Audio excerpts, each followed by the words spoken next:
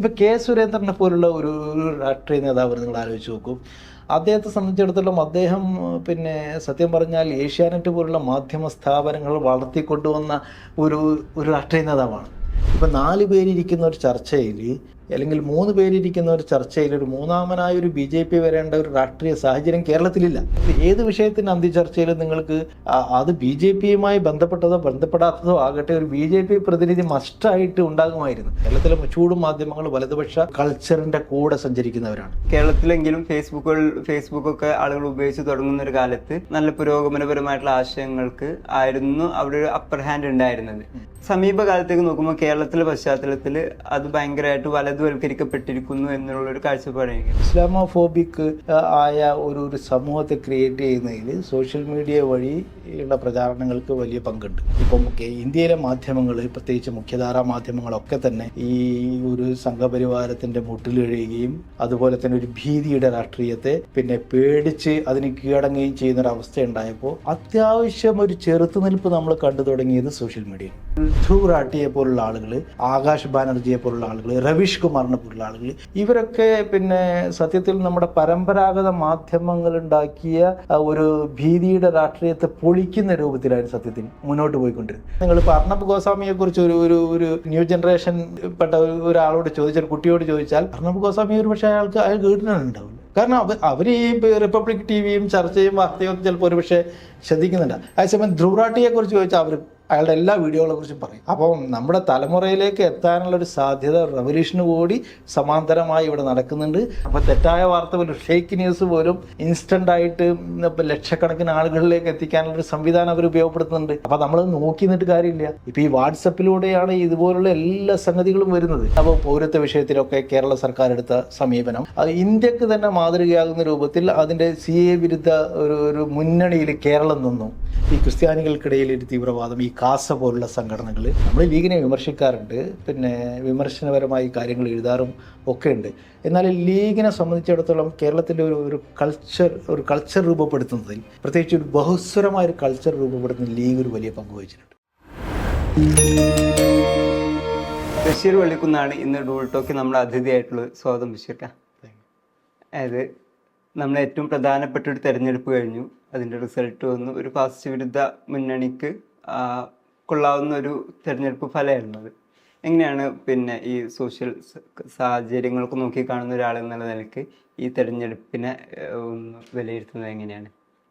ഇന്ത്യയിലെ ഈ ജനാധിപത്യ മതേതര വിശ്വാസികളെ സംബന്ധിച്ചിടത്തോളം ഈ കഴിഞ്ഞ ഒരു 10 വർഷം ജനാധിപത്യത്തിൻ്റെയും മതേതരത്വത്തിൻ്റെയും ഒക്കെ നമ്മുടെ ഒരു 7 പതിറ്റാണ്ട് കാലത്തെ ഒരു ഇന്ത്യ എന്നൊരു സങ്കല്പമുണ്ട്. ആ സങ്കല്പത്തെ അത് തീർത്തും ആ സങ്കല്പത്തിനെതിരായ ഒരു ദിശയിൽ രാജ്യം പോയിക്കൊണ്ടിരുന്നൊരു 10 വർഷമാണ് നമുക്ക് മുന്നിൽ ഉണ്ടായിരുന്നത്. മാത്രമല്ല ഇനി വരുന്ന 5 വർഷങ്ങളോ ഇനി വരുന്ന ഒരു പതിറ്റാണ്ട് അല്ലെങ്കിൽ 2 പതിറ്റാണ്ട് ഇത് കൂടുതൽ രൂക്ഷമാകുകയും ജനാധിപത്യ മതേതര സങ്കല്പങ്ങൾ മുഴുവൻ തച്ചുടക്കപ്പെട്ട് ഒരു മതരാഷ്ട്രമായി ഇന്ത്യ മാറുമോ എന്ന ഭയം നിൽക്കുന്ന സന്ദർഭത്തിലാണ് 2024 ഇലക്ഷൻ വന്നത്. അപ്പോൾ അങ്ങനെ ഒരു ഭയത്തിൻ്റെ അന്തരീക്ഷം പെട്ടെന്ന് ഇല്ലാതായി. നമ്മളൊരു വലിയ കൂരിട്ടുള്ള ഒരു ടണലിൽ പ്രവേശിച്ച് പെട്ടെന്ന് കുറേ നേരം സഞ്ചരിച്ചതിന് ശേഷം പെട്ടെന്നൊരു വെളിച്ചം കാണുന്ന ഒരു പ്രതീതി ഈ ഇലക്ഷൻ റിസൾട്ട് ഉണ്ടാക്കിയിട്ടുണ്ട്. അപ്പോൾ ആ നിലയിൽ നോക്കുകയാണെങ്കിൽ ഒരു ചെറിയ പ്രതീക്ഷ, നമ്മുടെ ഭീഷണികളും പ്രതിസന്ധികളും എല്ലാം അസ്തമിച്ചു എന്നല്ല, എന്നാലും ഒരു ചെറിയ പ്രതീക്ഷ ഇന്ത്യയുടെ പിന്നെ ജനാധിപത്യ മതേതര സങ്കല്പങ്ങൾ തുടർന്ന് മുന്നോട്ട് പോകുമെന്ന ഒരു പ്രതീക്ഷ ഈ ഇലക്ഷൻ ഏതായാലും ഉണ്ടാക്കിയിട്ടുണ്ട്. അതാണ് ഞാൻ കാണുന്ന ഒരു പോസിറ്റീവ് ചേഞ്ച്. പക്ഷേ ഇനി വരുന്ന ഈ ഒരു പതിറ്റാണ്ട് അല്ലെങ്കിൽ ഇനി വരുന്ന ഈ ഒരു 5 വർഷം നിർണായകമാണ്. ഇന്ത്യ ഏത് ദിശയിലേക്ക് പോകുന്നു എന്നതിനെക്കുറിച്ച് നമുക്ക് ഇപ്പോൾ പൂർണ്ണമായി പ്രെഡിക്റ്റ് ചെയ്യുക വയ്യ, എന്നാലും ഒരു പ്രതീക്ഷ നിലനിൽക്കുന്നുണ്ട്. ഈ തെരഞ്ഞെടുപ്പ് ഫലം വന്നു, ആദ്യത്തെ പാർലമെന്റ് സെഷൻ കഴിഞ്ഞു. ഈ ആദ്യ പാർലമെന്റ് സെഷനിലെ പ്രതിപക്ഷ നേതാവ് എന്നുള്ള തരത്തിലുള്ള രാഹുൽ ഗാന്ധിയുടെ ഒരു പെർഫോമൻസ്, പ്രതിപക്ഷത്തിന്റെ മൊത്തത്തിലുള്ള ഒരു പെർഫോമൻസ് ഉണ്ട്. അതേപോലെ തന്നെ പ്രധാനമന്ത്രി എന്നുള്ള തരത്തിൽ പിന്നെ നരേന്ദ്രമോദിയിൽ മുൻകാലങ്ങളിൽ നിന്നുണ്ടായിട്ടുള്ള മാറ്റങ്ങൾ ഏതെങ്കിലും തരത്തിൽ ശ്രദ്ധിക്കപ്പെട്ടോ? തീർച്ചയായിട്ടും ഇലക്ഷൻ റിസൾട്ട് സത്യത്തിൽ ഇന്ത്യയിലെ മതേതര വിശ്വാസികൾക്ക് ഒരു ഊർജ്ജം പകർന്നിട്ടുണ്ട്. അതുപോലെ തന്നെ മുന്നോട്ട് പോകാനുള്ള ആത്മധൈര്യം ഉണ്ടാക്കിയിട്ടുണ്ട്. രാഹുൽ ഗാന്ധിയെ സംബന്ധിച്ചിടത്തോളം രാഹുൽ ഗാന്ധിയുടെ പെർഫോമൻസിൽ വലിയ മാറ്റം വന്നെന്ന് വിശ്വസിക്കുന്ന ഒരാളൊന്നുമല്ല ഞാൻ. കാരണം രാഹുൽ ഗാന്ധി മുമ്പ് നന്നായി പെർഫോം ചെയ്തിട്ടുണ്ട്, ഇപ്പോഴും പെർഫോം ചെയ്തിട്ടുണ്ട്. പക്ഷെ രാഹുൽ ഗാന്ധിയെ ആളുകൾ നോക്കിക്കാണുന്ന ഒരു സമീപന രീതി ഈ ഇലക്ഷനോടുകൂടി മാറിയിട്ടുണ്ട്. രാഹുൽ ഗാന്ധി ഒരിക്കലും സീരിയസ് ആയിട്ട് കാണുന്ന ഒരു രീതിയിലേക്ക് ഇന്ത്യൻ മീഡിയയോ അതല്ലെങ്കിൽ ഇന്ത്യൻ പൊതുസമൂഹമോ വന്നിട്ടില്ലായിരുന്നു ഇതുവരെ. അത് രാഹുൽ ഗാന്ധിയുടെ കുറവല്ല, രാഹുൽ ഗാന്ധിയെ നോക്കിക്കാണുന്ന രീതിക്ക് വന്ന മാറ്റം അത് തീർച്ചയായിട്ടും ഉണ്ടായിട്ടുണ്ട്. പക്ഷെ അദ്ദേഹത്തിൻ്റെ പെർഫോമൻസ് എന്ന് വെച്ചാൽ ജോഡോ യാത്രയാണ് സത്യത്തിൽ രാഹുൽ ഗാന്ധി പഴയ രാഹുൽ ഗാന്ധിയിൽ നിന്നൊരു പുതിയ രാഹുൽ ഗാന്ധിയിലേക്ക് ഒരു ട്രാൻസ്ഫോർമേഷൻ സത്യത്തിൽ വന്ന ജോഡോ യാത്രയാണ്. അപ്പോൾ ആ ജോഡോ യാത്രയോടുകൂടി തന്നെ രാഹുലിൽ സമൂലമായൊരു മാറ്റം നമ്മൾ കണ്ടിട്ടുണ്ട്. രാഹുൽ അപക്വമായ ചില സമീപനങ്ങളൊക്കെ മുൻകാലത്ത് രാഹുലിൽ നിന്ന് ഉണ്ടായിട്ടുണ്ടെങ്കിലും ജോഡോ യാത്രയ്ക്ക് ശേഷം തീർത്തും വ്യത്യസ്തനായ ഒരു രാഹുലിനെ നമുക്ക് കാണാൻ സാധിച്ചു. അതെന്ന് വെച്ചാൽ നമുക്ക് സങ്കല്പിക്കാൻ പോലും പറ്റാത്ത രൂപത്തിൽ ഒരു ഗാന്ധിജിയോ JP ഒക്കെ ശേഷം ഇന്ത്യൻ രാഷ്ട്രീയത്തിൽ ഒരു ഇന്ത്യ മുഴുക്കെ സഞ്ചരിച്ച ഒരു രാഷ്ട്രീയ നേതാവ് ആരെന്ന് ചോദിച്ചാൽ ഒരു പക്ഷേ രാഹുൽ ഗാന്ധി എന്ന് നമുക്ക് പറയാൻ പറ്റും. ആളുകൾ മീഡിയയും അതുപോലെ തന്നെ സോഷ്യൽ മീഡിയയും സംഘപരിവാറിൻ്റെ അവരുടെ മാധ്യമ കൂട്ടവും ഒക്കെ ഇദ്ദേഹത്തെ എത്ര ഇകഴ്ത്തി കാണിക്കാൻ ശ്രമിച്ചാലും ഈ യാത്ര ഒരു ഇന്ത്യ ചരിത്രത്തിലെ ഇന്ത്യയുടെ ഒരു 7 പതിറ്റാണ്ടിൻ്റെ ചരിത്രത്തിലെ ഒരു നിർണായക ഒരു മൂവ്മെൻ്റാണ് സത്യം പറഞ്ഞാൽ രാഹുലിൻ്റെ ആ യാത്ര. ആ യാത്ര അദ്ദേഹത്തെ ഒരുപാട് മാറ്റിയിട്ടുണ്ട്. ഇപ്പോൾ 150 ദിവസങ്ങൾ ഏതാണ്ട് 4080 കിലോമീറ്ററുകൾ ഇന്ത്യ മുഴുവൻ ഒരു മനുഷ്യൻ നടന്നു എന്ന് വെച്ചാൽ സാധാരണഗതിയിൽ ആളുകൾ പോകുന്ന ഒരു യാത്രയല്ല. ഇപ്പോൾ ഒരു രാഷ്ട്രീയ നേതാവോ ഒരു മന്ത്രിയോ ഒക്കെ പോകുമ്പോൾ മുന്നിലൊരു 10-15 വാഹനക്കൂട്ടം, പിന്നിലൊരു 10-15 വാഹനക്കൂട്ടം, ക്യാമറകൾ, അതിൻ്റെ നടുവിൽ ഇയാൾ ഒരു രൂപം പോലെ നടന്നു പോവുകയല്ല.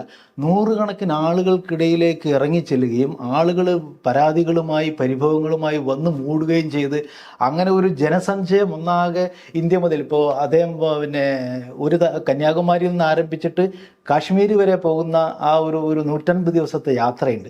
ആ യാത്ര അദ്ദേഹത്തിൽ വലിയ മാറ്റങ്ങൾ ഉണ്ടാക്കിയിട്ടുണ്ട്. സ്വാഭാവികമായും ആ മാറ്റങ്ങളുടെ പ്രതിഫലനങ്ങൾ ആ യാത്രയ്ക്ക് ശേഷം ഉണ്ടായിട്ടുണ്ട്.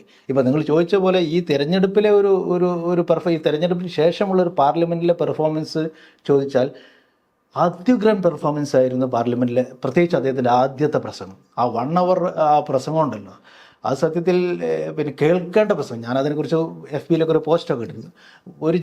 ഇന്ത്യയിലെ ഒരു ജനാധിപത്യ മതേതര വിശ്വാസിക്ക് ഊർജ്ജം പകരുന്ന ഒരു പെർഫോമൻസാണ് രാഹുൽ ഗാന്ധി നടത്തിയിട്ടുള്ളത്. അദ്ദേഹം പറഞ്ഞ ഒന്ന് രണ്ട് കാര്യങ്ങൾ തന്നെ. ഇപ്പം ഠറാവോ മത്, നിങ്ങൾ ഭയപ്പെടുകയും ചെയ്യരുത്, നിങ്ങൾ ഭയപ്പെടുത്തുകയും ചെയ്യരുത്. അദ്ദേഹം മോഡിയോടും ഇന്ത്യയിലെ പൊതുസമൂഹത്തോടും പറഞ്ഞ കാര്യമാണ്. നിങ്ങൾ ഭയപ്പെടുത്തരുത്, ഭയപ്പെടുകയും ചെയ്യരുത്. അപ്പം ആളുകളെ ഭയത്തിൻ്റെ നിലനിർത്തുന്ന ഒരു അന്തരീക്ഷമാണ് ഈ കഴിഞ്ഞ 10 വർഷക്കാലം ഇന്ത്യയിലുണ്ടായിരുന്നത്. അപ്പോൾ ആ 10 വർഷക്കാലത്തെ ഇന്ത്യയുടെ ഭരണം, ഇന്ത്യയുടെ നിയമ സംവിധാനങ്ങളെ, ഇന്ത്യയിലെ ഡെമോക്രാറ്റിക് സ്ഥാപനങ്ങളെ ഒക്കെ എങ്ങനെ മാറ്റിമറിച്ചു എന്ന് രാഹുൽ പറയുന്നുണ്ട്. ആ ഭയത്തിൻ്റെ അന്തരീക്ഷം നിങ്ങൾ എങ്ങനെ ഉണ്ടാക്കിയെടുത്തു, അത് മാറ്റിയെടുക്കേണ്ടതിൻ്റെ ആവശ്യകത അദ്ദേഹം ചുരുക്കത്തിൽ പെർഫോമൻസ് വൈസ് രാഹുൽ പഴയ കാലത്തുനിന്ന് വല്ലാതെ മാറിയെന്ന് പറയാൻ പറ്റില്ലെങ്കിലും ഈ ജോഡോ യാത്രയ്ക്ക് ശേഷമുള്ള മാറ്റം അതിൻ്റെ പരിപൂർണതയിലേക്ക് വന്നുകൊണ്ടിരിക്കുകയാണെന്ന് പറയാം.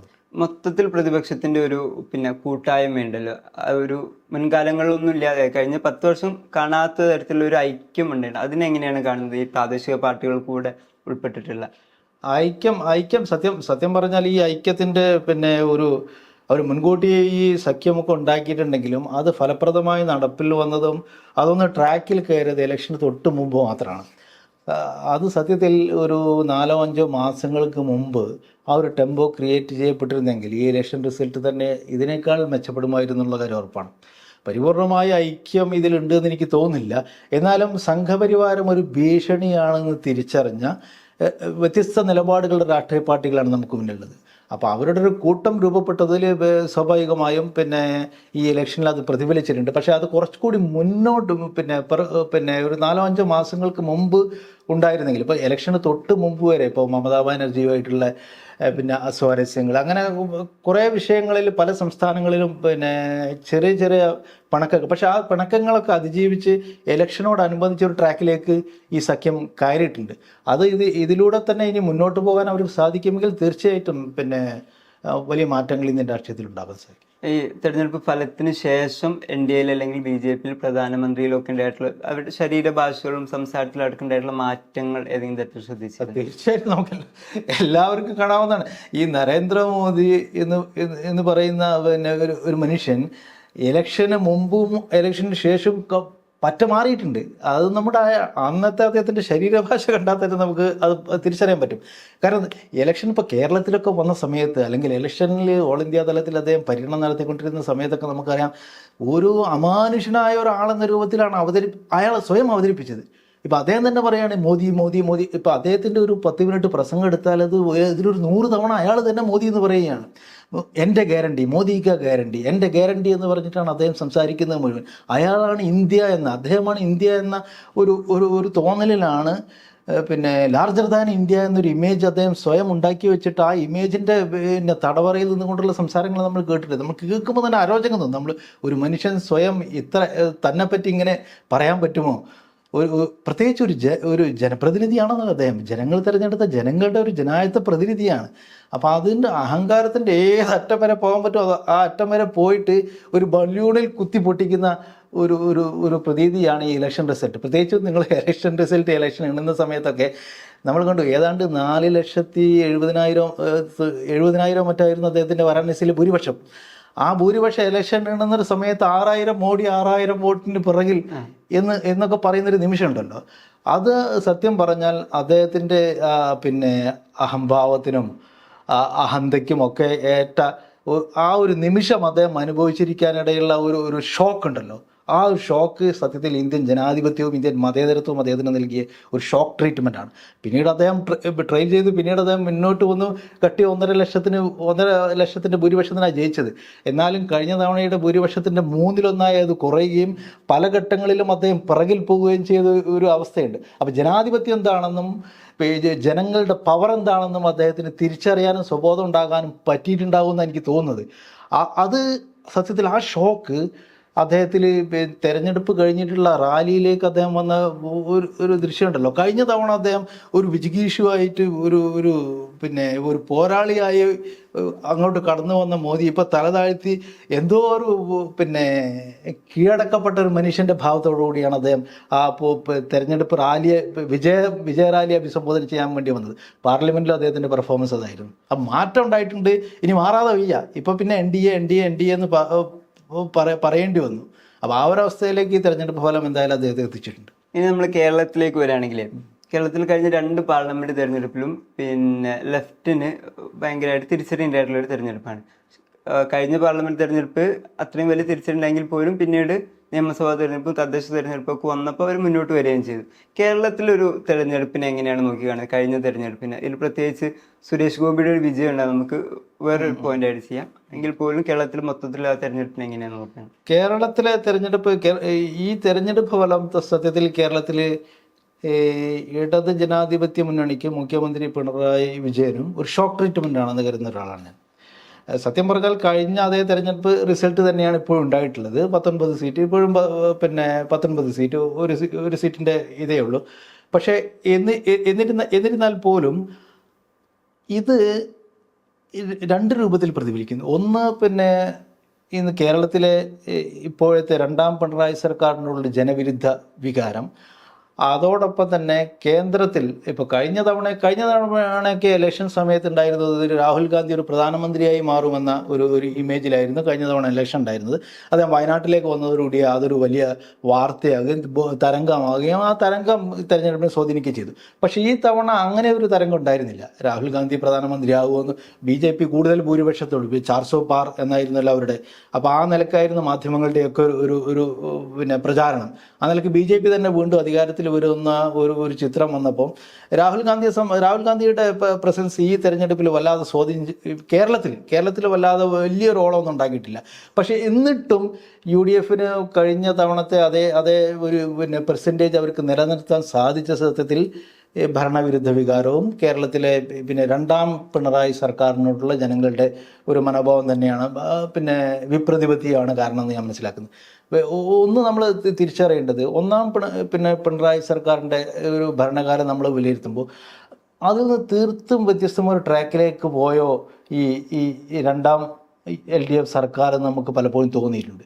ഇപ്പോൾ ഒന്നാം സർക്കാരിൻ്റെ കാലത്ത് സ്വാഭാവികമായിട്ട് ഈ പ്രളയകാലത്താകട്ടെ പിന്നെ കോവിഡ് കാലത്താകട്ടെ ആ കാലത്ത് ഉണ്ടാക്കിയിരുന്ന ഒരു ഇടതുപക്ഷ ഒരു സർക്കാർ ഉണ്ടാക്കിയിരുന്ന ഇമേജ് അത് വളരെ വലുതായിരുന്നു. ഇപ്പോൾ ദിവസവും കോവിഡ് കാലത്തൊക്കെ മുഖ്യമന്ത്രി നടത്തിയിരുന്ന പത്രസമ്മേളനങ്ങൾ അതൊക്കെ ജനങ്ങളിലേക്ക് ഇറങ്ങിച്ചെല്ലുന്ന, പ്രത്യേകിച്ചും ഈ ഒരു പ്രതിസന്ധിയുടെ ഘട്ടത്തിൽ എങ്ങനെ പിടിച്ചു നിൽക്കാൻ നമുക്ക് കഴിയണമെന്നും മുഖ്യമന്ത്രിയുടെ ഒരു ശരീരഭാഷ തന്നെ ഒരു അനുകമ്പയുടെയും ഒരു സഹാനുഭൂതിയുടെയും ഒക്കെ ശരീരഭാഷയിലായിരുന്നു അദ്ദേഹം കോവിഡ് കാലത്ത് കേരള സമൂഹത്തോട് ഇടപെട്ടിരുന്നത്.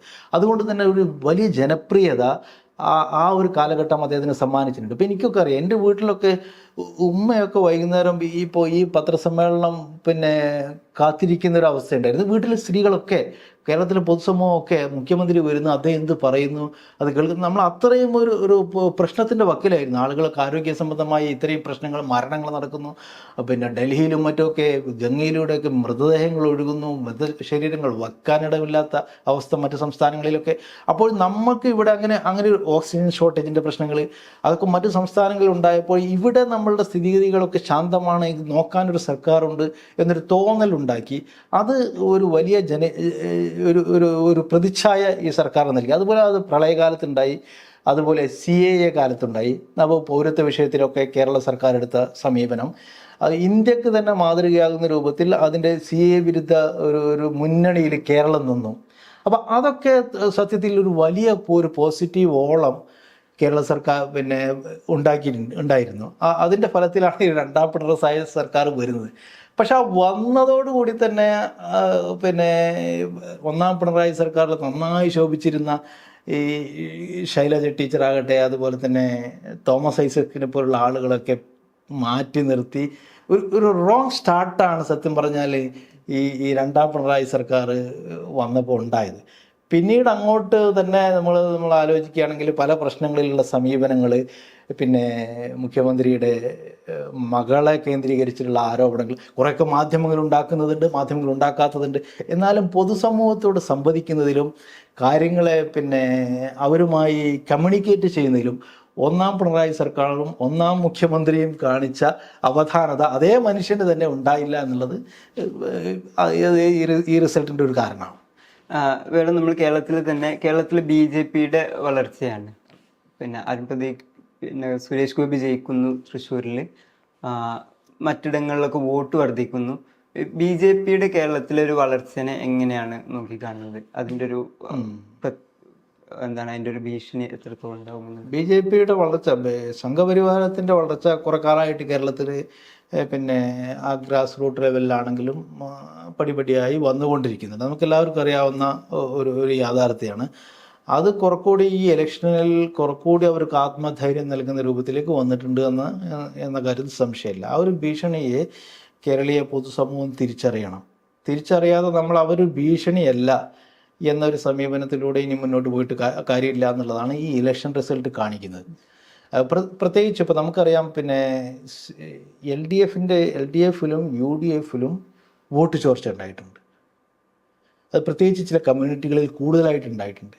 ഇപ്പം നമ്മൾക്ക് പിന്നെ കഴിഞ്ഞ കാലത്തെ ഒരു കേരളത്തിൻ്റെ ഒരു പൊളിറ്റിക്കൽ സ്ട്രക്ചർ എടുത്ത് നോക്കിയാൽ പൊതുവേ BJPയോട് അനുഭാവം പ്രകടിപ്പിച്ചിരുന്ന ഹൈന്ദവ സമൂഹത്തിലെ ഒരു സവർണ വരേണ്യ വിഭാഗമാണ് സത്യത്തിൽ BJPയോട് കൂടുതൽ പിന്നെ അടുപ്പം കഴിഞ്ഞ കാലങ്ങളിലൊക്കെ. അത് പരമ്പരാഗതമായിട്ട് ആ ഒരു അടുപ്പമുള്ള ഒരു കമ്മ്യൂണിറ്റി ഉണ്ട്. പക്ഷേ ഈ തെരഞ്ഞെടുപ്പോടുകൂടി നമ്മൾ മനസ്സിലാക്കുന്നത് ഈഴവ പിന്നെ കമ്മ്യൂണിറ്റിയിലേക്കും കൂടി അവരുടെ സ്വാധീനം ശക്തമായിട്ടുണ്ട്. അപ്പോൾ പ്രത്യേകിച്ചും LDFിൻ്റെ ഒരു ബാക്ക് ബോൺ എന്ന് പറഞ്ഞാൽ ഈഴവ കമ്മ്യൂണിറ്റിയാണ്. ആ കമ്മ്യൂണിറ്റിയിൽ വലിയ വിള്ളൽ ഈ തെരഞ്ഞെടുപ്പോടുകൂടി നമുക്ക് പറയാൻ പറ്റില്ല, പിന്നെ കുറച്ച് കാലങ്ങളായിട്ട് അതുണ്ടായിക്കൊണ്ടിരിക്കുന്നത്. പ്രത്യേകിച്ചും ഈ SNDP, അതുപോലെ തന്നെ BJDS, അവരുടെ ഒരു മുന്നണി സംവിധാനം, അവരുടെ ഒരു പ്രോപ്പഗണ്ട മെക്കാനിസം, അതുപോലെ തന്നെ അതിനോടുകൂടി ഇപ്പോൾ ഉള്ള ഈ ക്രിസ്തീയ പിന്നെ തീവ്രവാദം എന്ന് നമുക്ക് പറയാവുന്ന രൂപത്തിൽ ഈ ക്രിസ്ത്യാനികൾക്കിടയിൽ ഒരു തീവ്രവാദം, ഈ കാസ പോലുള്ള സംഘടനകൾ, അതുപോലെ തന്നെ കുറേ വൈദികന്മാർ ഇതിനെയൊക്കെ പ്രൊമോട്ട് ചെയ്യുന്ന ഈ സംഘപരിവാരത്തിൻ്റെ ഈ ഒരു ഭൂരിപക്ഷ വർഗീയതയോടൊപ്പം നിന്ന് ഇപ്പോൾ അത് നിന്നുകൊണ്ടുള്ള ഒരു ഇസ്ലാമോഫോബിയ സൃഷ്ടിക്കുന്നത്. അപ്പോൾ ഇവരൊക്കെ ബോധപൂർവം സൃഷ്ടിക്കുന്ന ഒരു ഇസ്ലാമോഫോബിക് ഒരു അന്തരീക്ഷം സത്യത്തിൽ വലിയ രൂപത്തിൽ LDF നിന്ന്, പ്രത്യേകിച്ച് CPM നിന്ന്, പിന്നെ ഒരു ഈഴവ കമ്മ്യൂണിറ്റിയുടെ ഇങ്ങോട്ട് ഉള്ള ഒരു മാറ്റം നമുക്ക് കാണുന്നുണ്ട്. അത് ഈ രൂപത്തിൽ അതിന് കൃത്യമായി അഡ്രസ്സ് ചെയ്യുകയും അതിനെ പ്രതിരോധിക്കാനുള്ള ഒരു സോഷ്യൽ മെക്കാനിസം നമ്മൾ ഉണ്ടാക്കിയെടുക്കുകയും ചെയ്യാത്ത പക്ഷം കേരളത്തിലും പിന്നെ ഒരുപക്ഷെ പിന്നെ അടുത്ത തെരഞ്ഞെടുപ്പുകളിൽ അവരുടെ സ്വാധീനം കുറച്ചുകൂടി വർദ്ധിപ്പിക്കാനുള്ള സാധ്യത ഉണ്ട്. നമ്മൾ ഈ സുരേഷ് ഗോപിയുടെ പ്രത്യേക ഒരു കാര്യത്തിലേക്ക് വരികയാണെങ്കിൽ അതൊരു പിന്നെ BJPയുടെ ജയമായിട്ടാണോ കാണുന്നത്, അല്ലെങ്കിൽ സുരേഷ് ഗോപി എന്നുള്ള നടൻ ജയിച്ചു എന്നുള്ള തരത്തിലാണോ കാണുന്നത്? ഇപ്പം അടുത്ത കാലത്ത് കഴിഞ്ഞ ദിവസങ്ങളാണ് CK പത്മനാഭൻ, BJPയുടെ പഴയ പ്രസിഡന്റ്, അദ്ദേഹം പറഞ്ഞു സുരേഷ് ഗോപി BJPക്കാരനോ BJP പ്രവർത്തകനോ അല്ല എന്നുള്ള തരത്തിൽ. സുരേഷ് ഗോപി എന്നുള്ളൊരു വ്യക്തിയുടെ രാഷ്ട്രീയത്തെ എങ്ങനെയാണ് കാണുന്നത്, ആളുകൾ നോക്കി കാണുന്നതിന്? സുരേഷ് ഗോപിയുടെ ഒരു താരപ്രഭാവം തീർച്ചയായിട്ടും അദ്ദേഹത്തിന് വോട്ട് നേടിക്കൊടുത്തിട്ടുണ്ടെന്നുള്ള കാര്യം സംശയമില്ല. അതേസമയം സുരേഷ് ഗോപിക്ക് പകരം ഇപ്പം നിലവിലുള്ള ഏതെങ്കിലും ഒരു BJP നേതാവാണ് അവിടെ കണ്ടസ്റ്റ് ചെയ്തിരുന്നതെങ്കിൽ തീർച്ചയായും അയാൾ പരാജയപ്പെടുമായിരുന്നു. അപ്പം ഒരു BJPയുടെ ഒരു സമ്പൂർണ്ണ വിജയം എന്ന് സുരേഷ് ഗോപിയെക്കുറിച്ച് നമുക്ക് പറയാൻ പറ്റില്ല. പക്ഷെ അവരുടെ മെക്കാനിസവും അതുപോലെ തന്നെ സംഘപരിവാരത്തിൻ്റെ ഒരു സ്ട്രാറ്റജിയും ഇദ്ദേഹത്തെ അങ്ങനെ പ്ലേസ് ചെയ്യുന്നതിലും, പിന്നെ നമ്മുടെ മാധ്യമങ്ങളും പ്രത്യേകിച്ചും കേരളത്തിലെ വലതുപക്ഷ മാധ്യമങ്ങൾ, കേരളത്തിലെ ചൂടും മാധ്യമങ്ങൾ വലതുപക്ഷ പിന്നെ ഒരു കൾച്ചറിൻ്റെ കൂടെ സഞ്ചരിക്കുന്നവരാണ്.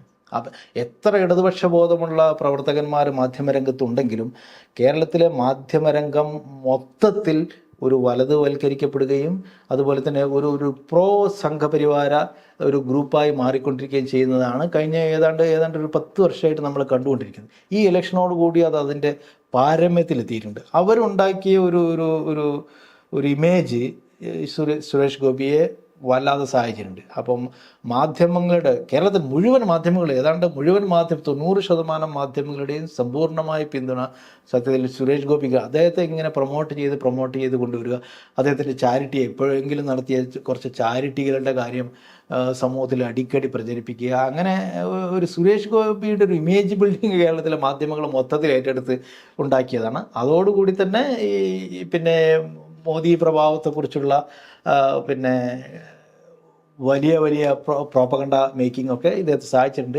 എന്നാൽ അത് നിങ്ങൾ പറഞ്ഞ പോലെ തന്നെ അതൊരു BJPയുടെ വിജയം എന്ന് നമുക്ക് സമ്പൂർണ്ണമായി പറയാൻ പറ്റില്ല. എന്നാൽ കേരളത്തിലെ മാധ്യമങ്ങളുടെയും മറ്റും സപ്പോർട്ടോടുകൂടി അദ്ദേഹത്തിൻ്റെ ഒരു താരപരിവേഷത്തെ BJP സമർത്ഥമായി ഉപയോഗപ്പെടുത്തിയെന്ന് പറയാം. നമ്മളിപ്പം ഇതിൻ്റെ ഒരു കണ്ടിന്യൂറ്റി എന്ന് പറയുകയാണെങ്കിൽ മാധ്യമങ്ങളെ കുറിച്ചാണ്. കേരളത്തിൽ താങ്കൾ കുറേ കാലങ്ങളായിട്ട് ഇത്തരം കാര്യങ്ങൾ നിരീക്ഷിക്കുന്നുണ്ട്, ഈ മാധ്യമ ചർച്ചകളൊക്കെ. വ്യക്തിപരമായിട്ട് അല്ലെങ്കിൽ നമ്മളൊക്കെ കാണുന്നത് കേരളത്തിൽ BJPക്ക് അങ്ങനെ ഒരു വളർച്ച ഉണ്ടാക്കി കൊടുത്തതിൽ വലിയ പങ്ക് കേരളത്തിലെ ചാനൽ ചർച്ചകൾക്ക് ഉണ്ടായിട്ടുണ്ട്. പല നേതാക്കന്മാരെ അവതരിപ്പിക്കുന്നതിൽ, പല ഐഡിയോളജികൾ പിന്നെ പറയാനൊരു അവസരം, വേദി ഒരുക്കുന്നതിലൊക്കെ പിന്നെ ഈ പറയുന്ന എല്ലാ മാധ്യമങ്ങളും ഒരു വേദി BJPക്ക് ഉണ്ടാക്കി കൊടുത്തിട്ടുണ്ട്. എങ്ങനെയാണ് കേരളത്തിലെ ചാനൽ ചർച്ചകളെ, ഈ അന്തിച്ചർച്ചകൾ എന്നൊക്കെ വിളിക്കുന്ന ഈ ചാനൽ ചർച്ചകളെ നോക്കിക്കാണുന്നത്? കേരളത്തിൽ നിങ്ങൾ പറഞ്ഞത് ശരിയാണ്. കേരളത്തിൽ BJPക്ക് സത്യം പറഞ്ഞാൽ ഒരു പ്ലേസ് ഉണ്ടാക്കി കൊടുത്തതിൽ കേരളത്തിലെ മാധ്യമങ്ങൾ, പ്രത്യേകിച്ച് ദൃശ്യമാധ്യമങ്ങൾക്ക് വലിയ പങ്കുണ്ട്. അപ്പോൾ അത് നമ്മുടെ ഇപ്പോൾ ഉണ്ടായ ഒരു പ്രതിഭാസം എന്ന് പറയാൻ പറ്റില്ല. ഏതാണ്ട് ഒരു 10-15 വർഷമായിട്ട് ഈ കേരളത്തിലെ മാധ്യമങ്ങൾ പടിപടിയായി BJPയുടെ വിസിബിലിറ്റി കൂട്ടിക്കൊടുക്കുന്ന ഒരു പണിയാണ് ചെയ്തുകൊണ്ടിരുന്നത്. ഇപ്പോൾ സത്യം പറഞ്ഞാൽ കേരളത്തിൻ്റെ ഒരു പൊളിറ്റിക്കൽ സ്ട്രക്ചർ എടുത്താൽ ഇപ്പം 4 പേരിരിക്കുന്ന ഒരു ചർച്ചയിൽ, അല്ലെങ്കിൽ 3 പേരിരിക്കുന്ന ഒരു ചർച്ചയിൽ ഒരു മൂന്നാമനായ BJP വരേണ്ട ഒരു രാഷ്ട്രീയ സാഹചര്യം കേരളത്തിലില്ല. കേരളത്തിൽ ഇതിനു മുമ്പ് ഒരിക്കലും ഉണ്ടായിരുന്നില്ല. അപ്പോൾ പക്ഷേ ഇവർ പടിപടിയായി ഏത് വിഷയത്തിന് അന്തിച്ചർച്ചയിലും നിങ്ങൾക്ക് അത് BJPയുമായി ബന്ധപ്പെടാത്തതോ ആകട്ടെ ഒരു BJP പ്രതിനിധി മസ്റ്റായിട്ട് ഉണ്ടാകുമായിരുന്നു. ഇപ്പോൾ ഏഷ്യാനെറ്റിൻ്റെയൊക്കെ ഒരു മാധ്യമ നിങ്ങൾ ഒന്ന് സ്റ്റഡി പർപ്പസിന് വേണ്ടി ആരെങ്കിലും ഈ ഏഷ്യാനെറ്റിൻ്റെയൊക്കെ അന്തിച്ചർച്ചകളുടെ വിഷയങ്ങളെടുത്ത്, അപ്പോൾ സത്യത്തിൽ സ്റ്റഡി ചെയ്യേണ്ടതാണ്.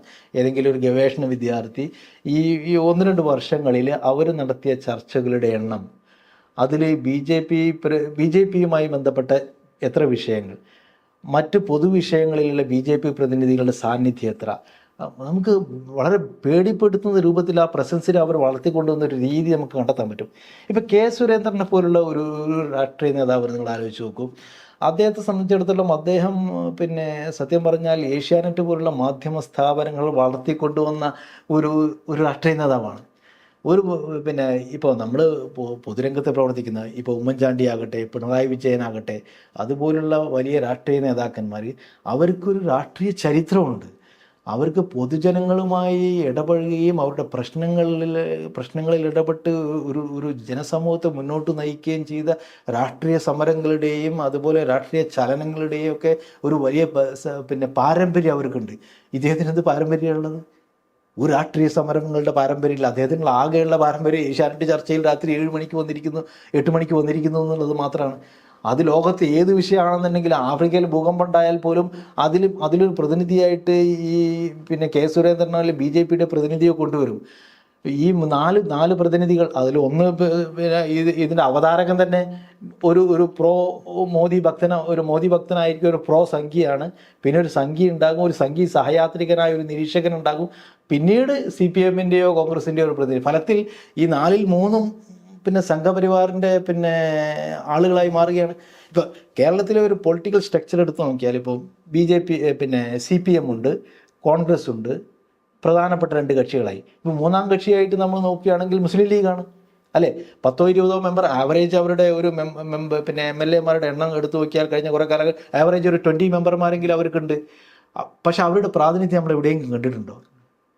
ലീഗിൻ്റെ പിന്നെ പ്രാതിനിധ്യം ലീഗിൻ്റെ ചാനൽ ചർച്ചകളിലൊക്കെ ലീഗിൻ്റെ പ്രതിനിധികൾ എവിടെയും കണ്ടിട്ടുണ്ടോ? ഏതെങ്കിലും ഒരു മുസ്ലിം വിഷയമോ ഒരു ശരീഅത്ത് വിഷയമോ വരുമ്പോൾ ഒരു ലീഗിൻ്റെ പ്രതിനിധി ഉണ്ടാകും. അതിൽ പൊതുവിഷയങ്ങളിൽ അഭിപ്രായം പറയാൻ അവരാരും വിളിക്കാറില്ല.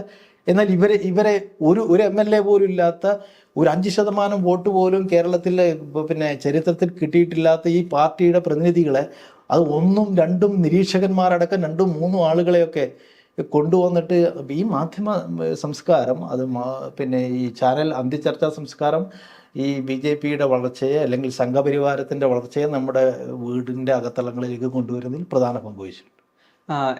ഇതേപോലെ തന്നെ പറഞ്ഞ നിരീക്ഷകരുടെ കാര്യം താങ്കളിൽ സൂചിപ്പിച്ചു. അതൊരു കാര്യം നമ്മൾ പറഞ്ഞു. വേറൊന്നുള്ളത്, ഞാൻ ഈ സോഷ്യൽ മീഡിയ എന്നുള്ളത്, താങ്കളൊരു ബ്ലോഗുകളുടെ കാലം തൊട്ടെങ്കിലും ഈ ഒരു സൈബർ സ്പേസിൽ ആക്റ്റീവായിട്ട് നിൽക്കുന്ന ഒരാളാണ്. ഞാൻ ഈ ചർച്ച പ്രധാനപ്പെട്ടൊരു കാര്യമായിട്ട് ഉദ്ദേശിച്ചിരുന്നു അതാണ്. അതായത് ഈ കേരളത്തിലെങ്കിലും ഫേസ്ബുക്കൊക്കെ ആളുകൾ ഉപയോഗിച്ച് തുടങ്ങുന്ന ഒരു കാലത്ത് നല്ല പുരോഗമനപരമായിട്ടുള്ള ആശയങ്ങൾക്ക് ആയിരുന്നു അവിടെ ഒരു അപ്പർ ഹാൻഡ് ഉണ്ടായിരുന്നത്. ഒരു ലെഫ്റ്റ് ഐഡിയോളജികൾക്ക് അല്ലെങ്കിൽ കുറച്ചുകൂടെ മനുഷ്യത്വമുള്ള അത്തരം ഐഡിയോളജികൾക്കൊക്കെ ആയിരുന്നു അപ്പർ ഹാൻഡ് ഉണ്ടായത്. ഈ ഒരു സമീപകാലത്തേക്ക് നോക്കുമ്പോൾ കേരളത്തിലെ പശ്ചാത്തലത്തിൽ അത് ഭയങ്കരമായിട്ട് വലതുവൽക്കരിക്കപ്പെട്ടിരിക്കുന്നു എന്നുള്ളൊരു കാഴ്ചപ്പാട് എനിക്കുണ്ട്. പ്രത്യേകിച്ച് നമ്മുടെയൊക്കെ വാർത്തകളിലേക്ക് അടിയിൽ വരുന്ന കമന്റുകൾ ഒക്കെ നോക്കുമ്പോൾ അത് കൃത്യമാവുന്നു. എങ്ങനെയാണ് ആ ഒരു ചേഞ്ചിനെ കാണുന്നത്? അത് ശരിയാണ്, എനിക്ക് തോന്നിയിട്ടുണ്ട്. ഇപ്പം ഞാൻ പിന്നെ ബ്ലോഗിങ്ങിൽ ഏതാണ്ട് 2007 മുതൽ ഞാൻ ബ്ലോഗിലുണ്ട്. അപ്പം അത് ഒരു 2015-17 വരെയൊക്കെ ബ്ലോഗിങ് രംഗത്ത് നമ്മൾ സജീവമായിട്ടുണ്ടായിരുന്നു. പിന്നീടാണ് ഈ എഴുത്തൊക്കെ ഫേസ്ബുക്കിലേക്കും മറ്റ് മാധ്യമങ്ങളിലേക്കൊക്കെ മാറിയത്. അപ്പോൾ ആ കാലത്തിലൊക്കെ നമുക്കുണ്ടായിരുന്ന ഒരു ബ്ലോഗിങ് രംഗത്താകട്ടെ, അന്നത്തെ ആ നവമാധ്യമ രംഗത്തുണ്ടായിരുന്നത് ഒരു നല്ല മീനിങ് ഡിബേറ്റ്സ്, പിന്നെ പ്രതികരണങ്ങൾ, നമ്മളൊരു വിഷയത്തിൽ എഴുതിയാൽ ആ വിഷയത്തിൻ്റെ ആ മെറിറ്റുമായി ബന്ധപ്പെട്ട ചർച്ചകളൊക്കെ ബ്ലോഗിലൊക്കെ നന്നായി നടന്നിരുന്നു. പിന്നീട് അത് FBയിലും അതിൻ്റെ തുടക്കകാലത്തുണ്ടായി. ഇപ്പോൾ നിങ്ങൾ പറഞ്ഞ പോലെ ഒരു തരം വെട്ടുകിളിക്കൂട്ടം വരുന്ന പോലെ ഈ ആളുകൾ വന്നിട്ട് മനുഷ്യരെ തേജോവധം ചെയ്യുകയും നമ്മൾ എത്ര ഫലപ്രദമായ ഒരു കണ്ടന്റ് സോഷ്യൽ മീഡിയയിൽ ഇപ്പോൾ FBയിലാകട്ടെ മറ്റിടങ്ങളിലാകട്ടെ കൊടുത്താലും അതിനെയൊക്കെ പാടെ ഒരു നെഗറ്റിവിറ്റിയുടെ അങ്ങേ തലയിലേക്ക് കൊണ്ടുപോകുന്ന ഒരു എക്സ്ട്രീം ഒരു വലത് വെട്ടുകിളി കൂട്ടെന്നോ നമുക്ക് ആക്രമിക്കൂട്ടെന്നോ എന്തൊക്കെ പറയാവുന്ന രൂപത്തിൽ കമൻറ്റുകളിൽ ഇടിച്ചതായിരുന്നു. അപ്പം നിങ്ങൾ എത്ര നല്ല കണ്ടന്റ് കൊടുത്തു കഴിഞ്ഞാലും അതിന് കീഴിൽ അതിനെ പരിഹസിക്കുകയും അപഹസിക്കുകയും ചെയ്യുന്ന ആയിരക്കണക്കിന് കമൻറ്റുകൾ ഒരു കൂട്ടമായിട്ട് വരികയാണ്.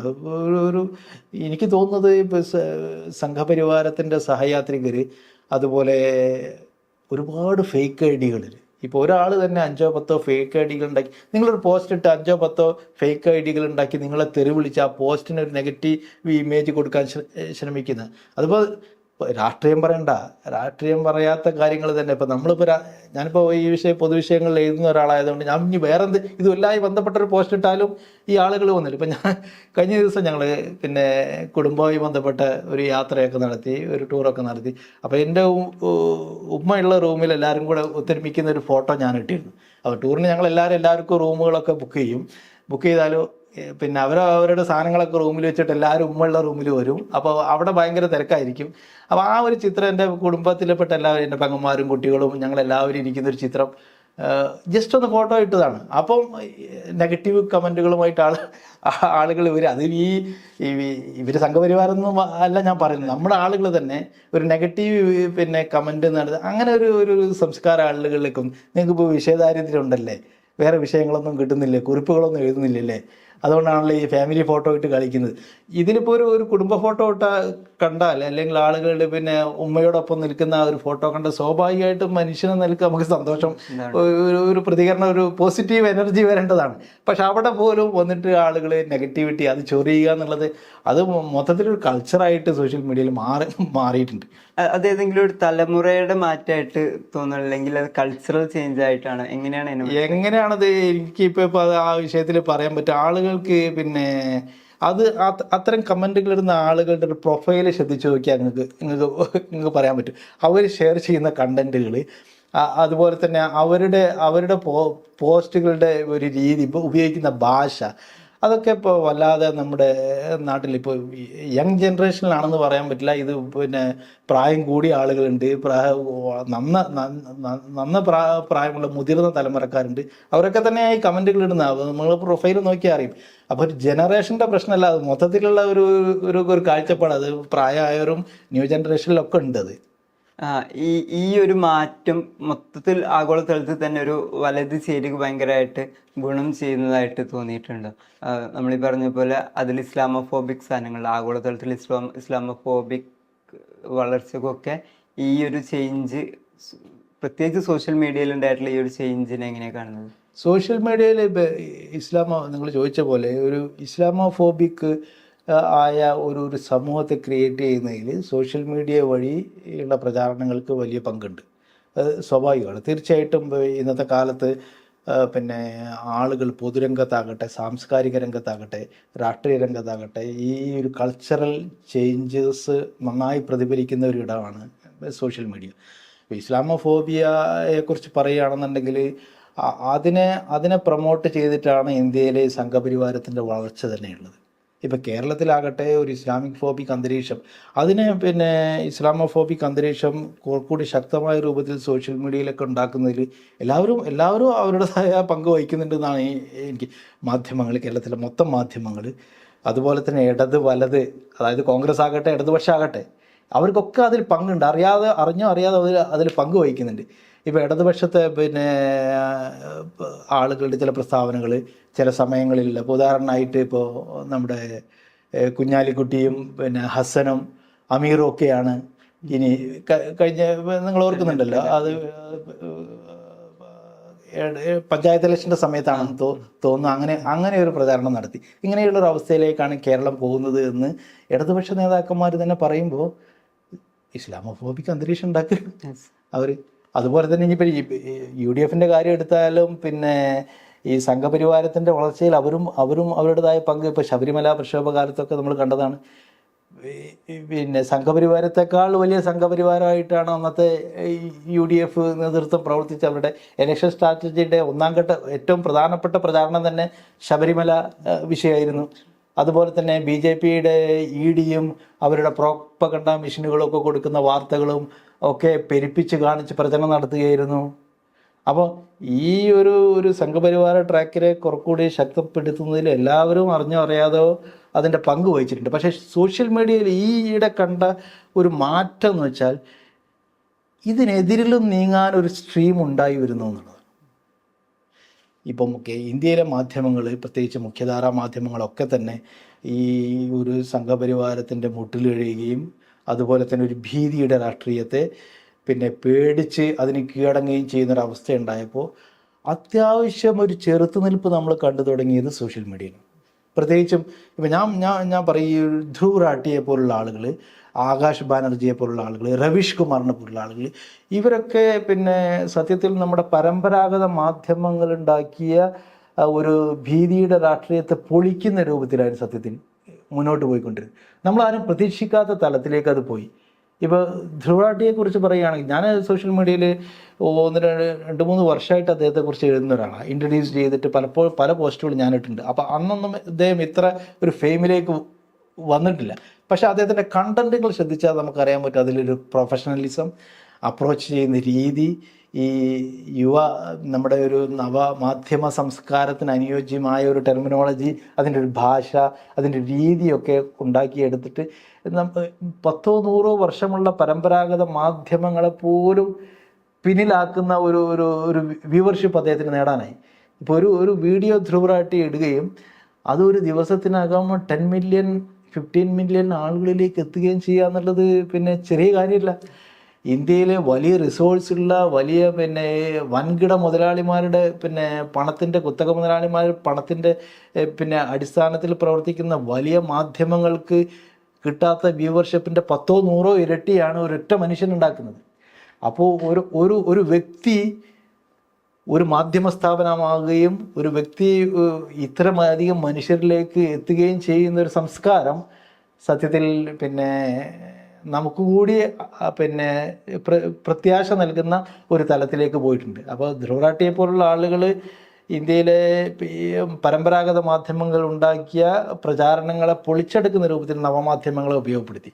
അപ്പം നവമാധ്യമങ്ങളിൽ പിന്നെ നമ്മൾ നേരത്തെ നിങ്ങൾ സൂചിപ്പിച്ച പോലുള്ള നെഗറ്റീവ് വശങ്ങളുണ്ട്, അതോടൊപ്പം തന്നെ ഇതുപോലുള്ള പോസിറ്റീവ് വശങ്ങളുണ്ട്. അത് പിന്നെ തീർച്ചയായിട്ടും പ്രൊമോട്ട് ചെയ്യപ്പെടേണ്ടതാണ്.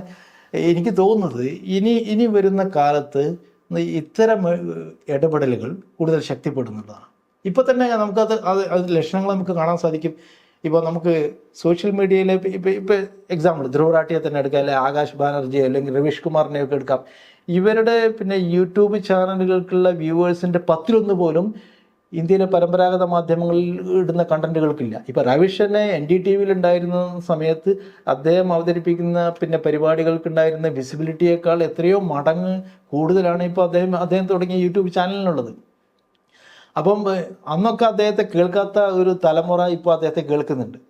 ഇപ്പോൾ നമ്മുടെ ഈ പരമ്പരാഗത മാധ്യമങ്ങളും ഈ ന്യൂസ് അവർ ചർച്ചകളൊക്കെ നമ്മൾ വിമർശിക്കാറുണ്ട്, പക്ഷേ അതിനൊരു ലിമിറ്റഡ് ഓഡിയൻസാണ്.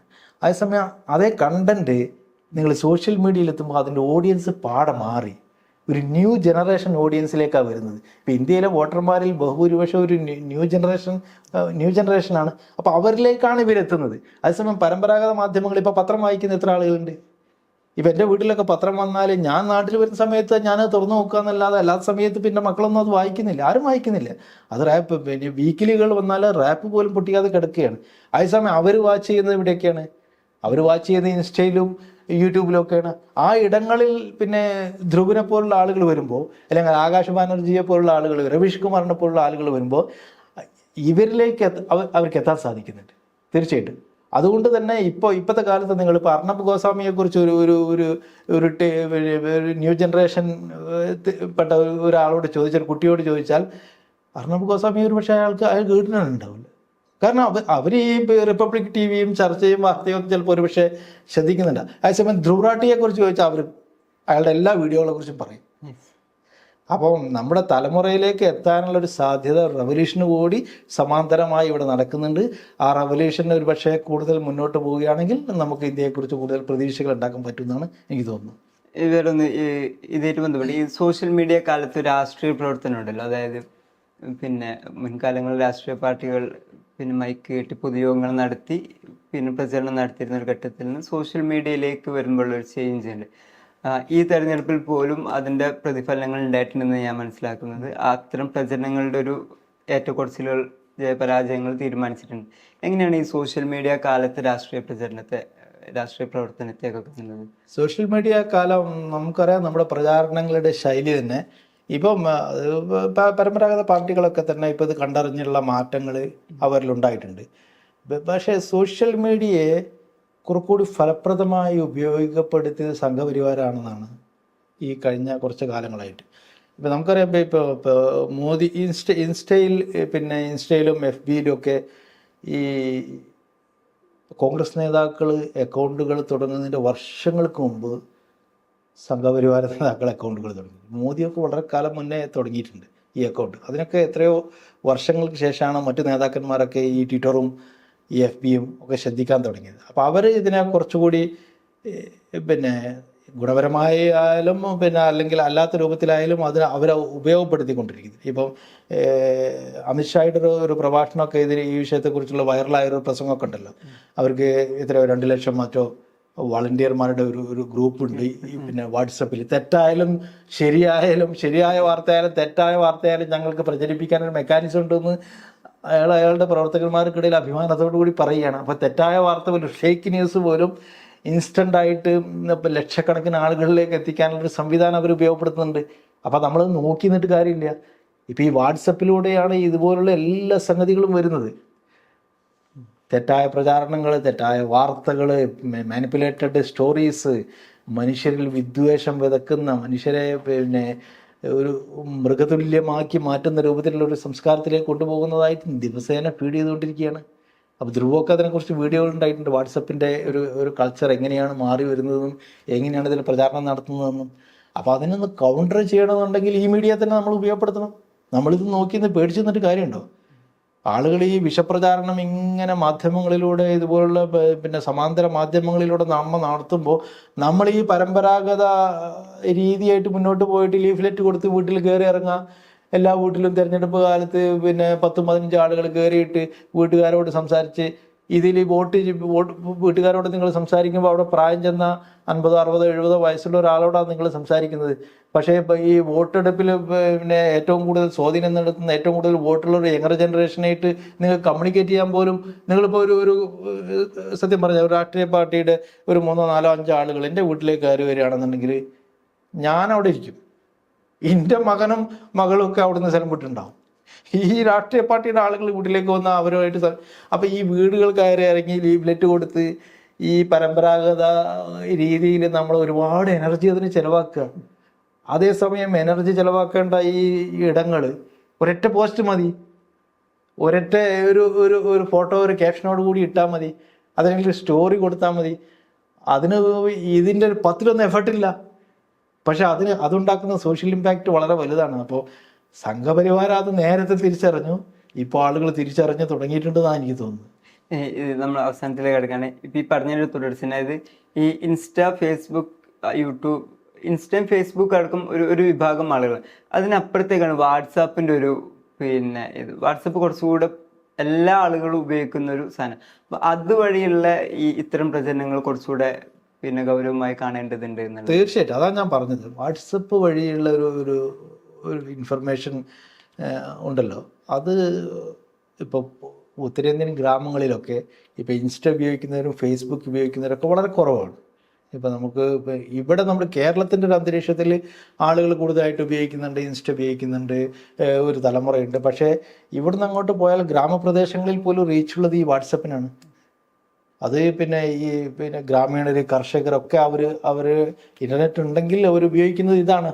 അപ്പോൾ ഇതിലൂടെയാണ് വരെ കമ്മ്യൂണിക്കേറ്റ് ചെയ്യേണ്ടത്. അപ്പോൾ വാട്സപ്പിനെ നമ്മൾ ഫലപ്രദമായി ഉപയോഗിക്കാൻ സാധിക്കണം. അപ്പോൾ 1000 വ്യാജ വാർത്തകളും വ്യാജ സന്ദേശങ്ങളും മനുഷ്യരിലെ പകയും വിദ്വേഷമൊക്കെ വെക്കുന്ന വ്യാജ സന്ദേശങ്ങളുണ്ടെങ്കിൽ നമ്മളിങ്ങനെ ഞെട്ടിയിരുന്നിട്ട് കാര്യമില്ല. അതിനെ ഒരാളിലെങ്കിലും അതിനെ കൗണ്ടർ ചെയ്യാനുള്ള ഒരു കൗണ്ടർ പ്രൊഡക്റ്റ് ഉണ്ടാക്കണം. അതിന് വേണ്ടിയിട്ടുള്ള ഒരു ഗ്രൂപ്പ്, സത്യം പറഞ്ഞാൽ ഇപ്പോഴത്തെ ഈ രാഷ്ട്രീയ പാർട്ടികൾ, അത് കോൺഗ്രസ് ആകട്ടെ, പിന്നെ CPM ആകട്ടെ, ലീഗ് ആകട്ടെ, അവർ ഏറ്റവും ശക്തമായി ഇടപെടേണ്ട ഒരു സ്ഥലം ഈ കണ്ടന്റ് ക്രിയേഷനിൽ, അതുപോലെ തന്നെ ഈ കൗണ്ടർ മെറ്റീരിയൽസ് ഉണ്ടാക്കുന്നതിനുള്ള ഒരു ടീമിനെ, അതിപ്പോൾ അവർ മറ്റ് സംഗതികൾക്കും പ്രചാരണ ജാഥകൾക്കും മീറ്റിങ്ങുകൾക്കും ഈ കേരളത്തിലെ പദയാത്രകൾക്കും ഒക്കെ കൊടുക്കുന്നതിൻ്റെ ഒരു എത്രയോ ഇരട്ടി കോൺസെൻട്രേഷൻ ചെയ്യേണ്ട ഇടമാണ് സത്യം പറഞ്ഞാൽ ഇതുപോലുള്ള ഈ മെറ്റീരിയൽ ഉണ്ടാക്കുകയും കൊടുക്കുകയും ചെയ്യേണ്ടത്. ഡിജിറ്റൽ മെറ്റീരിയലുകൾ അത് പ്രൊമോട്ട് ചെയ്യുകയും ചെയ്യണം. ആ വിഷയത്തിൽ എനിക്ക് തോന്നുന്നില്ല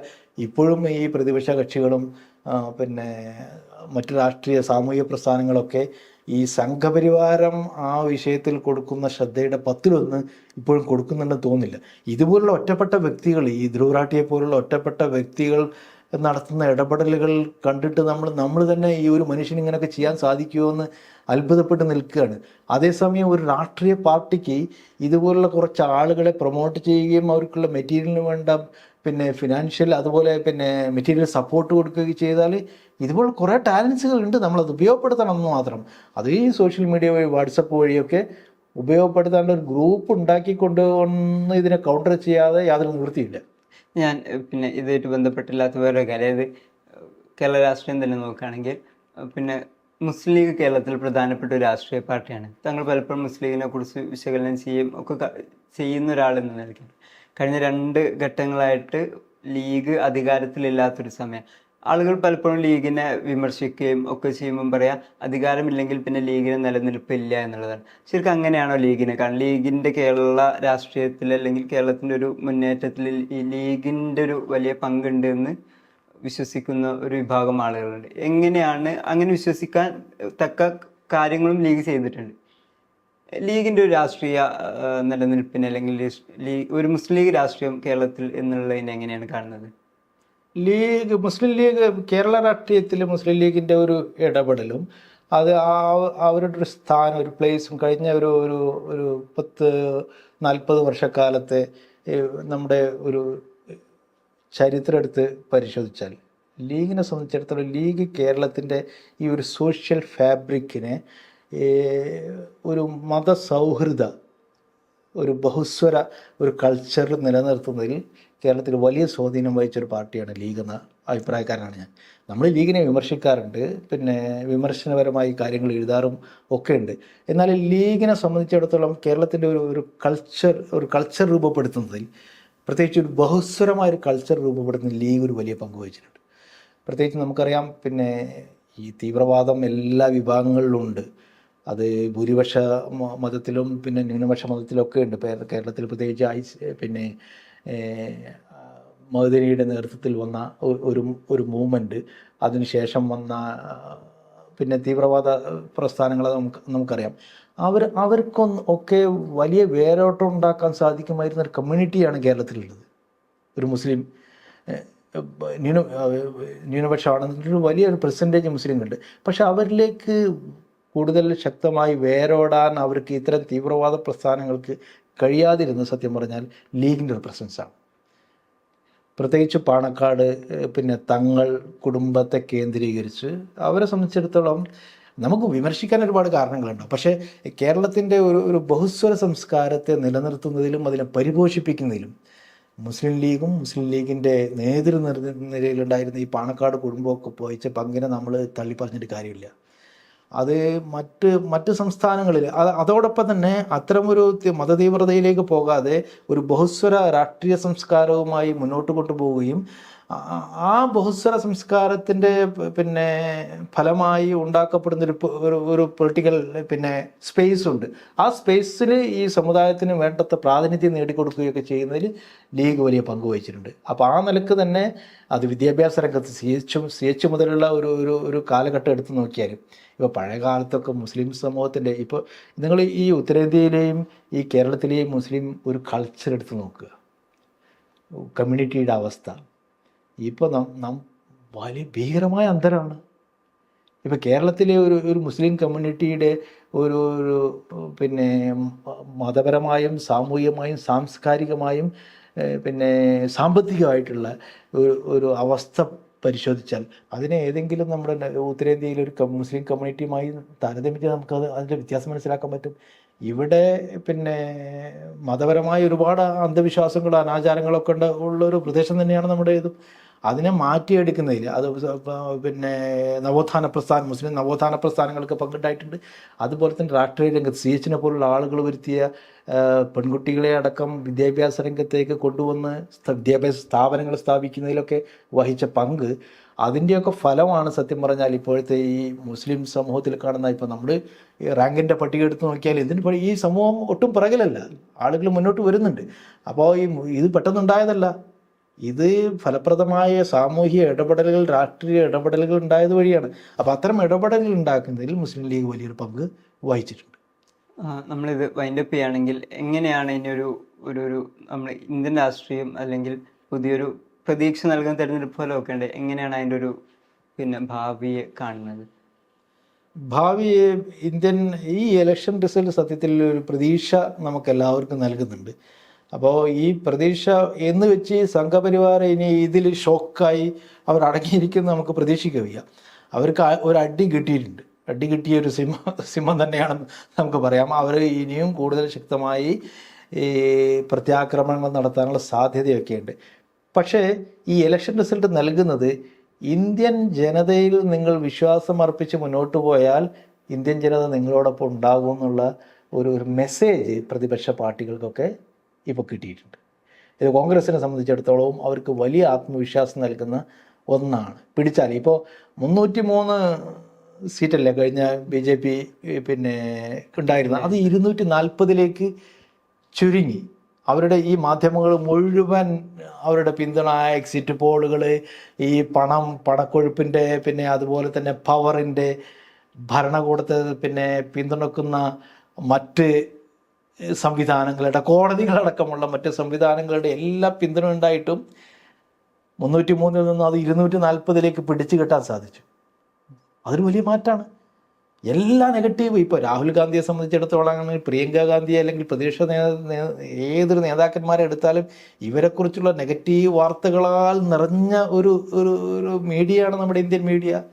ഒരു പോസിറ്റീവ് വാർത്തയോ പോലും ഇവരെക്കുറിച്ച് ആരെക്കുറിച്ചും കൊടുത്തിട്ടില്ല. അതേസമയം മോദിയെക്കുറിച്ചും മോദിയുടെ പരിവാരങ്ങളെക്കുറിച്ചും അവരെ ഇങ്ങനെ പ്രൊമോട്ട് ചെയ്ത് കൊണ്ടുവരുന്നൊരു മാധ്യമമായിരുന്നു. അതിനനുസരിച്ചൊരു എക്സിറ്റ് പോളുമാണ് അവരുണ്ടാക്കിയത്. എന്നിട്ടും നമ്മളെയൊക്കെ ഞെട്ടിപ്പിക്കുന്ന ഇലക്ഷൻ റിസൾട്ട് ഇപ്പോൾ വന്നു 240. അത് കാണിക്കുന്നത് എന്താണ്? പ്രതീക്ഷ കൈവിടാതെ ജനങ്ങളോടൊപ്പം നിന്നാൽ നമുക്ക് ഭാവിയുണ്ട് എന്നുള്ളതാണ്. ഇപ്പോൾ കോൺഗ്രസിനെ സംബന്ധിച്ചിടത്തോളം 52 സീറ്റ് കഴിഞ്ഞ 2019 ഉണ്ടായിരുന്നതിൽ നിന്ന് 99 100 എത്തി, 3 അക്ക സംഖ്യയിലേക്ക് എത്തി. അപ്പോൾ അതൊരു വലിയ മാറ്റമാണ്. അപ്പോൾ ആ മാറ്റം ഒരു മുന്നണി സംവിധാനത്തിനകത്ത് നിന്നാൽ, ഇപ്പോൾ BJPയെ സംബന്ധിച്ചിടത്തോളം ഇവർ ഈ 3 ഇലക്ഷനിലും BJPക്ക് കിട്ടിയ വോട്ട് പരിശോധിച്ചാൽ 33-35% ഇടയിലാണ് ഈ 2014, 2019, 2024. അപ്പോൾ ഈ ഇന്ത്യയുടെ 1/3 വോട്ടർമാരുടെ പിന്തുണയിലാണ് ഇവർ ഈ കണ്ട കളികളൊക്കെ കളിച്ചത് ഈ 10 വർഷക്കാലം. ബാക്കി 2/3 വിഭാഗം മറുപക്ഷത്തുണ്ട്. അവരെ നിങ്ങൾക്ക് ഒന്ന് കൂട്ടിപ്പിടിക്കാനും യോജിപ്പിച്ച് നിർത്താനും സാധിച്ചാൽ ഈ സംഘപരിവാരത്തിൻ്റെ ഭീഷണിയിൽ നിന്ന് ഇന്ത്യക്ക് തിരിച്ചു വരാൻ സാധിക്കുന്നതിനെയാണ് ഞാൻ പ്രതീക്ഷിക്കുന്നത്. ബഷീർ വള്ളിക്കുന്നാണ് ഇത്രയും നേരം നമ്മളോട് സംസാരിച്ചത്. Thank you sir. Thank you.